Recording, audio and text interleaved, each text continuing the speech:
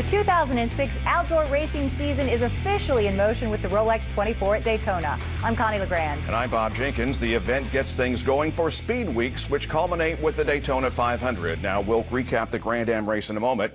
While Daytona awaits the arrival of the stock cars, most of the NASCAR news this week came from off the track during the annual media tour, and the big story revolves around next year's car.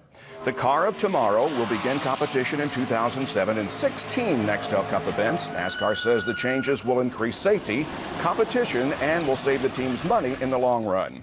The Toyota Camry will also begin Cup competition next year with 3 two-car teams: Bill Davis Racing, Michael Waltrip Racing, and a newly formed Team Red Bull. The Japanese automaker will also compete in the Busch Series. And NASCAR's Drive for Diversity program has selected 8 minority and female drivers chosen from more than 300 applicants to participate in the Dodge Weekly Series this year. We'll have much more on the changes throughout this hour. A NASCAR driver was among the victors in the 44th running of the Rolex 24 at Daytona. Casey Mears and his teammates, Indy Racing League drivers Dan Weldon and Scott Dixon, pulled off the win for Chip Ganassi Racing. Bob Varsha provided play-by-play for Speed's live coverage of the monumental upset. At this weekend's running of the Rolex 24 here at Daytona International Speedway, we learned once again that endurance sports car racing plays no favorites. In previous years, a galaxy of international racing stars showed up hoping to win, only to be turned away by the Rolex Grand Am Series regulars. This year, all of that changed. Record-setting pole sitter Lucas Luhr led away in a Porsche-powered Crawford, and the typical Daytona action began early as car after car found either an opponent or the trackside wall. A 66-car field, 11 larger than previous years, saw lots of action. Cars spinning, particularly in the kink area, the infield portion of this 3.56-mile circuit. And that, of course, led to debris in the radiators. Passes for the lead, there were 39 in all, among more than a dozen of the cars in the field. A particularly good story, the pole-sitting Porsche Crawford suffered half-shaft failures. Several of them at one point dropped all the way back to 36th in the field before forcing their way forward in the hands of Lucas Luhr, Mike Rockenfeller, and Patrick Long. Hour 4 saw this collision. Emmanuel Collard running into a spinning GT car, taking the defending champions from SunTrust Racing out of the event. Another incident at Calamity Corner. Forrest Barber spun. Rocky Moran Jr. got into him, but both cars would continue. In hour 5, with the shadows growing long, Darren Law, David Donahue, and Sasha Maassen came forward in their Porsche-powered Fab car. Oil down in turns 1 and 2 caused some problems. IRL veteran Alex Barron there damaging the nose of his Daytona prototype. Into the night, temperatures began to fall, grip even more elusive, and we saw plenty of spins and crashes, eventually removing half of the 66-car field. Pretty typical Daytona attrition. NASCAR star Rusty Wallace in his Daytona debut would not see the checkered flag. Continued problems in his Pontiac-powered prototype eventually put him on the sidelines, partnering Danica Patrick and a couple of other big sports car stars. Most spectacular incident, Kelly Collins in his GT class GTOR making its Rolex debut, suffered a rear suspension failure and a big spin. Deep in the nighttime hours, engine failure sidelined former Rolex winner Scott Pruitt, who thanked his crew, but he, Luis Diaz, and Max Pappas were done. Working their way forward despite problem after problem, Luhr, Rockenfeller, and Long were once again fighting for the lead when the sun rose. And that's when Eddie Cheever departed with Christian Fittipaldi and Patrick Carpentier after a sterling and very clean run in their Lexus-powered Crawford chassis.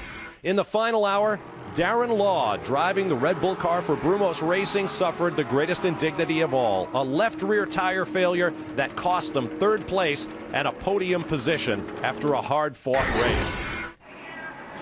In the end, Scott Dixon brought Chip Ganassi and his fellow teammates across the line. The first time this race was won by anything but Grand Am Rolex regulars. In the GT class, Randy Pobst brought a 911 GT3 Cup car home, 61st class victory for Porsche. But overall, Dixon, Dan Weldon, and Casey Mears made it the first time ever for some of the international stars who have come to this race to come away with a Rolex 24 victory by 1 lap over A.J. Allmendinger and Justin Wilson from the Champ Car Series, driving with series regulars Oswaldo Negri and Mark Patterson. Now let's hear from our overall winners.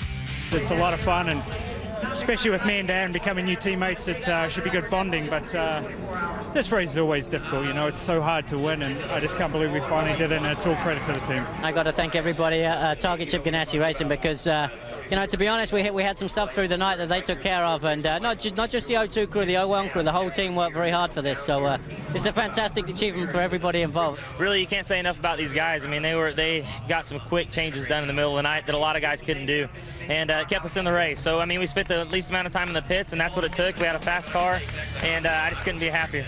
The margin of victory in the GT class, 3 laps over one of those Porsche GTOs. Now let's hear from the winners of GT at this year's Rolex 24. That is fantastic to get first in a Rolex 24. It's kind of the typical winning story. Our Porsche ran perfectly the whole race, and it's a team sport, and it was a team win. And you know, the car gets some credit because it ran perfectly all 24 hours. David Hobbs joins me now to analyze. David, we covered a record for the Daytona prototype era, 734 laps, a brutal pace in this year's race. Well, practice and qualifying showed we would probably do that. It was incredibly fast pace and also incredibly close. We had 5 cars on the same 10th in qualifying, and the race did get up to a hell of a pace. We thought there were going to be a lot of caution flags because of that, but in fact there wasn't. There were a lot more retirements than we thought from mechanical problems, and the O2 car had a bit luck in the middle of the night. They had to come in and change the alternator and the braking system on the car. Just as they came in to do it, the caution flag came out. It only took them 3 laps to do it instead of about 6, would have been under the green. So they had a bit of luck there, and that may have been the winning margin. We saw history made on the top of the podium. Now let's hear from some of the other stars who fared not so well. This is the race. I mean, this is such an important race for us. Although, you know, you don't get in All the way. It's awful long, isn't it? I don't know if we need to be running this long or not. But no, I'm having a good time, man, really. It's a lot of fun. I enjoy it. And I wish I was just a little bit quicker. I have a whole new respect for preparation, pit crew, for equipment, because, you know, if it can make it 24 hours, it deserves that credit. And I think it's fun. We're obviously bitterly disappointed, but we're very glad that we were here, and it's a good start. Speed-wise, and the team and everything did very well. There's nothing you can say about it, really. We'll be back again. So now, with the Rolex out of the way, it's time to turn attention to the rest of the Grand Am sports car season. The next round is in Mexico City, March 4th, right here on Speed. That's all from Daytona International Speedway. Now back to the studio. And Friday's tune-up to the Rolex 24 featured an 88-car field, but none in the Grand Am Cup 200 was faster to the finish than the Porsche of Eric Lux and Charles Espenlaub. John Schmidt and Dave Roush took the street tuner class win in their Honda Accord. Nothing but Hondas are behind IndyCar Series drivers this year. Robin Miller is ready to tell us what he learned from 2 days of testing in Phoenix.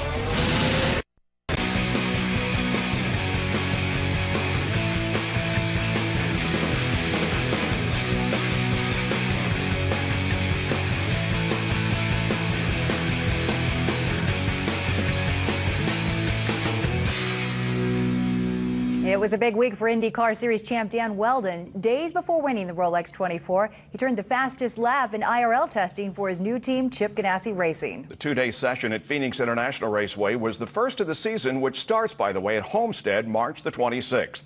15 cars, 16 drivers ran 3,100 incident-free miles at PIR. Weldon's teammate Scott Dixon was second, followed by Penske drivers Elio Castroneves and Sam Hornish Jr.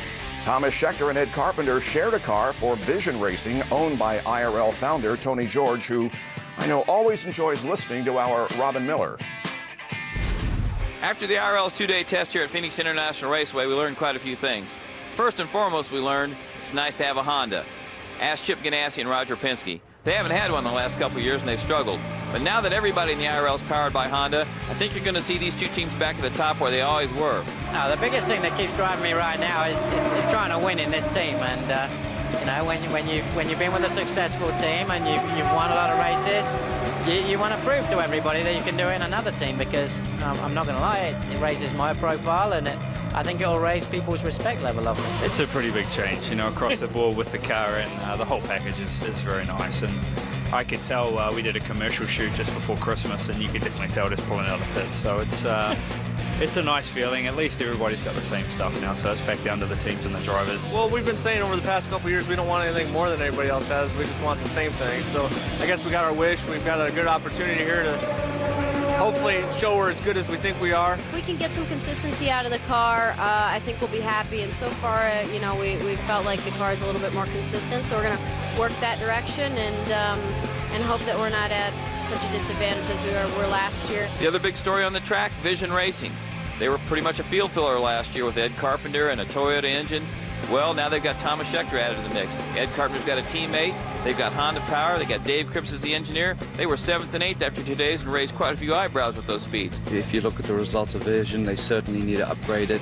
And if I can come here and change some things around and get this car to be competitive, you know, it will raise my profile, and that's exactly what I'm doing. We're making a lot of changes from the engineering all the way across the board. I mean, last year we were doing things on a tight budget, and this year we're trying to take the team to the next level.